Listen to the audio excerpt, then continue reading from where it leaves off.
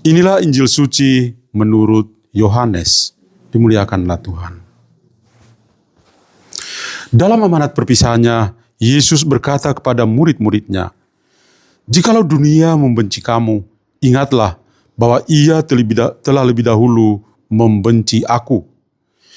Sekiranya kamu dari dunia ini, tentulah dunia mengasihi kamu sebagai miliknya. Tetapi karena kamu bukan dari dunia ini, sebab aku telah memilih kamu dari dunia, maka dunia membenci kamu. Ingatlah apa yang telah kukatakan kepadamu. Sekarang hamba tidaklah lebih tinggi daripada tuannya. Jikalau mereka telah menganiaya aku, mereka juga akan menganiaya kamu. Jikalau mereka telah menurut firman-Ku, mereka juga akan menuruti perkataanmu. Tetapi semuanya itu akan mereka lakukan terhadap kamu karena namaku, sebab mereka tidak mengenal Dia yang telah mengutus aku." Demikianlah sabda Tuhan. Terpujilah Kristus. Saudara-saudariku yang saya kasih dalam Kristus, adalah suatu kegembiraan bagi kita semua pada hari ini bisa berada di sini. Besok juga kita akan merayakan misa di tempat kudus ini. Mungkin beberapa di antara kita yang pernah ke sini, ini menjadi misa yang keberapa di tempat kudus ini. Tetapi kita tahun ini memang jauh lebih spesial karena kita pas di tahun jubileum. Dan mengunjungi tempat seperti Lourdes itu sesuatu banget. Karena semua orang pasti ingin mendapatkan anugerah istimewa dari Tuhan. Saya jadi teringat ada seorang anak yang datang bersama mamanya, tapi sebetulnya sih mamanya itu sudah kelasnya oma-oma. Saya bertanya, asik juga ya bisa jalan sama oma sampai di sini untuk ikut misa dengan saya. Dia bilang, "Bukan pastor, dia bukan oma saya, dia memang mami saya." "Hah? Mami?" "Iya." Lalu mamanya dengar begitu, mamanya datang dan ngomong, "Ini anaknya Bunda Maria dari Lourdes." "Oh, maksudnya apa?"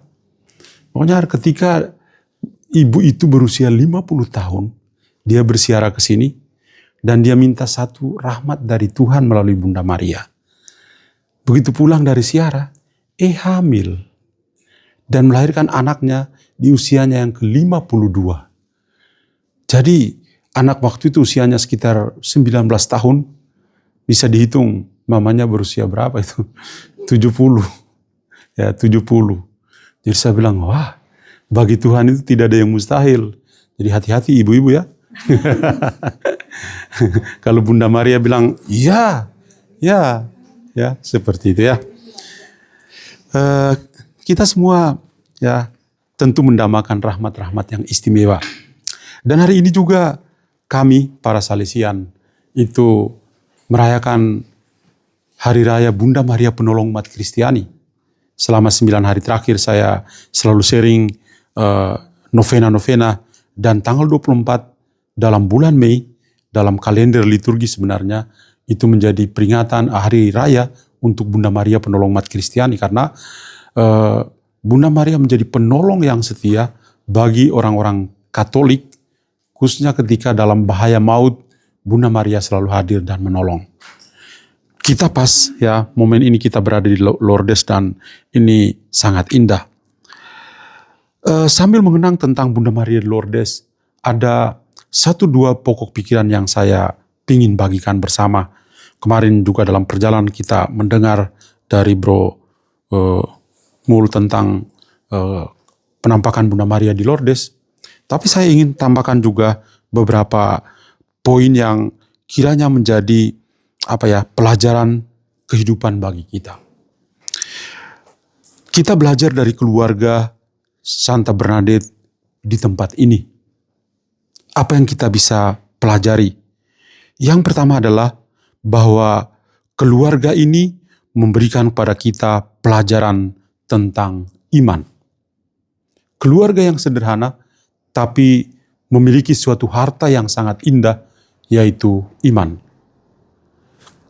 Ketika dalam kesulitan hanya pergi mencari kayu bakar, tentu kayu bakar untuk memasak sesuatu yang juga sangat sederhana.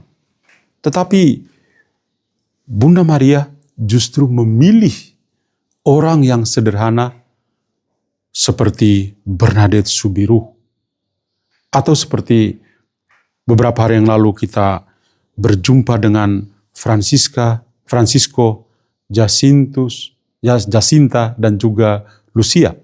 Ya, ketiga gembala sederhana yang memang menunjukkan pada kita pilihan Bunda Maria untuk orang-orang kecil seperti itu.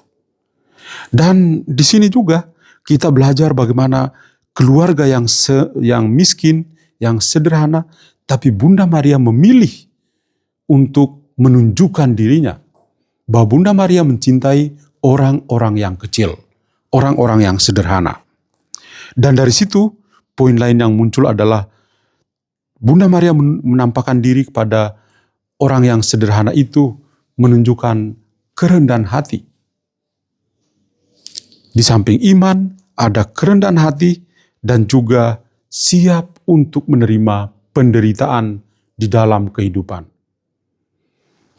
Ketika situasi dalam keluarganya yang sederhana, miskin, Bernadette pasti memiliki penderitaan tertentu. Tetapi di saat seperti itulah, Bunda Maria mau meyakinkan dia, membangun kepercayaan diri kepada dia untuk bertumbuh menjadi seorang wanita yang tangguh, yang tentu berhadapan dengan penderitaan, tapi bisa menerima penderitaan itu. Maka dari itu kita bisa melihat bahwa ya, apapun kesulitan yang dihadapi oleh Bernadette, ternyata kalau kita bercermin dari pengalamannya, juga menjadi pengalaman-pengalaman kehidupan kita. Kita tentu selalu berhadapan dengan pergumulan-pergumulan dalam kehidupan. Mungkin pada masa ini, sebagai orang tua, pergumulan yang kita hadapi adalah dengan anak-anak. Anak-anak yang dengan generasi yang baru yang kadang-kadang membuat kita sebagai orang tua hidup dalam kebingungan juga. Kok anak ini berubah? Kok kami dulu begini, kok sekarang anaknya begini? Dan ketika kita berhenti di sana, mungkin kita akan seperti orang tua dari Bernadette Soubirous juga. Tetapi kalau kita boleh terbuka, tentu ya Tuhanlah yang melalui perantaraan Bunda Maria bisa membaharui kehidupan kita. Dan tentu membaharui juga anak-anak dan cucu-cucu yang Tuhan berikan kepada kita. Poin yang kedua yang ingin saya bagikan adalah dalam bacaan pertama, Paulus dan teman-temannya itu dipanggil ke Makedonia. Menyeberanglah kemari dan tolonglah kami. Saya coba untuk memaknai pengalaman dari Paulus dan teman-temannya dalam perjalanan misioner ketika diajak untuk menyeberang, keluar dari zona nyaman yang dia miliki untuk bisa berjumpa dengan orang-orang yang sangat membutuhkannya. Saya merasa bahwa perjalanan rohani kita dalam siara ini haruslah seperti itu. Ketika kita kembali, tentu banyak cerita-cerita yang kita share, kita bagikan kepada orang-orang yang lain. Kita tentu membagikannya dengan penuh sukacita.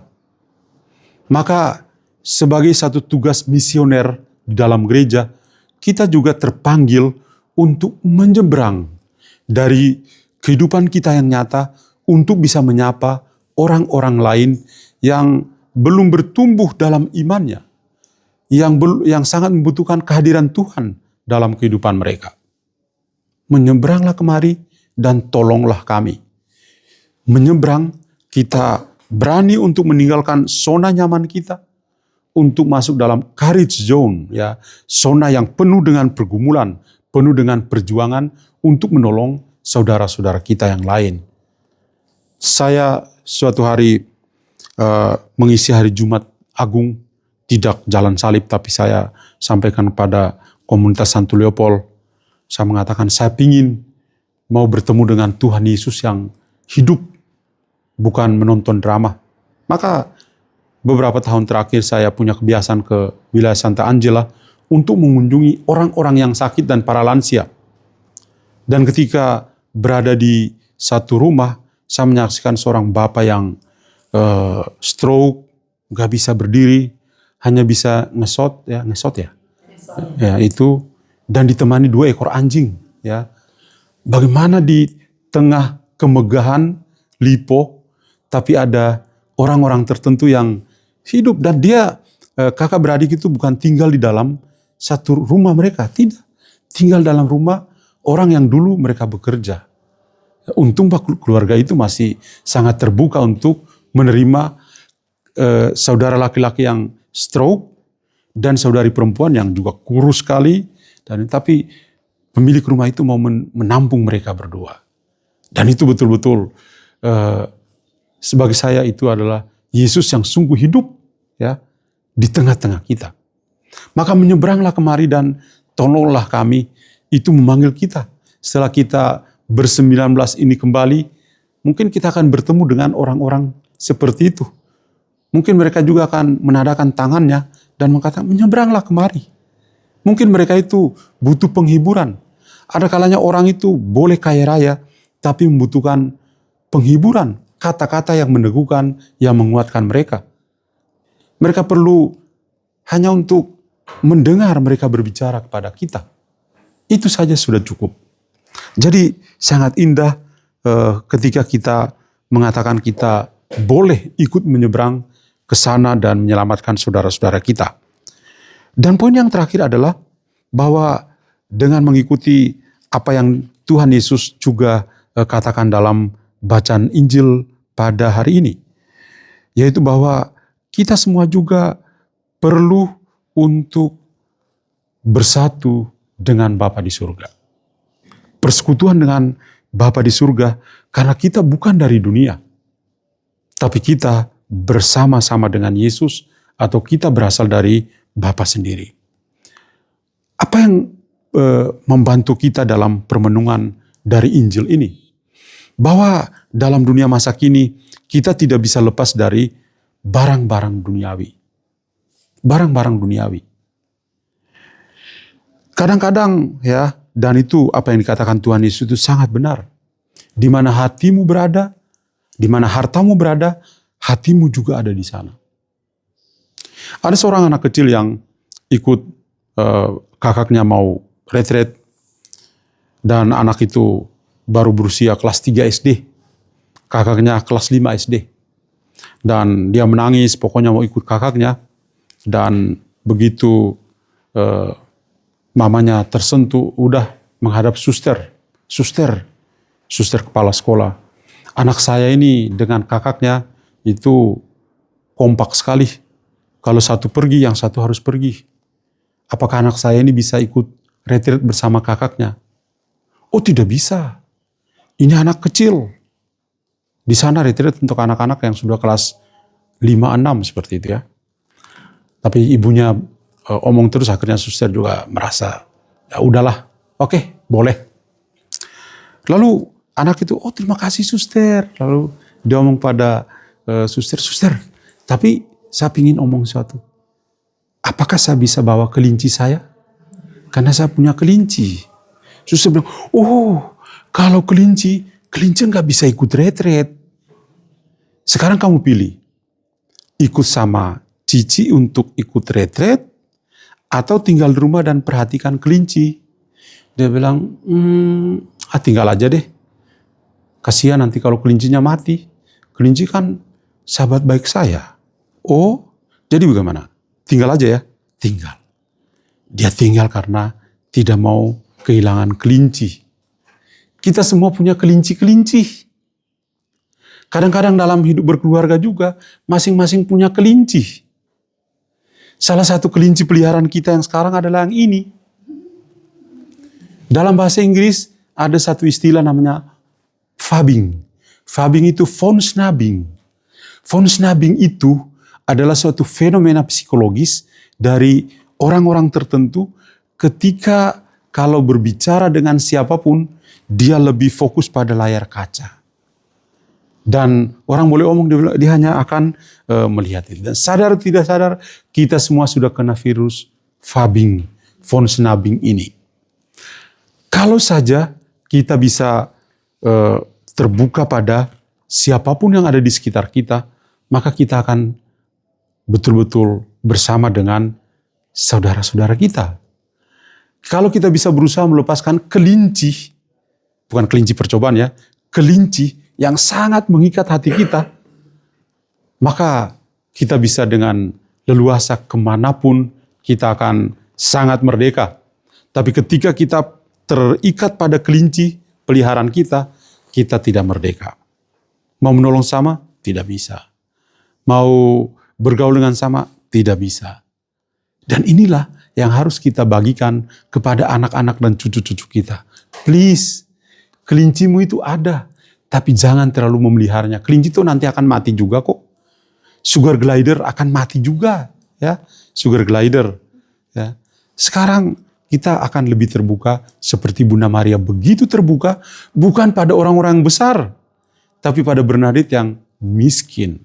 Dia justru terbuka dan menampakkan diri kepadanya. Kalau hati kita sederhana, betapa indahnya Bunda Maria juga akan menampakkan diri kepada kita. Tuhan memberkati kita semua. Amin. Setelah kita mendengarkan sabda Tuhan, merenungkannya, mari kita bersyukur dan kita berusaha untuk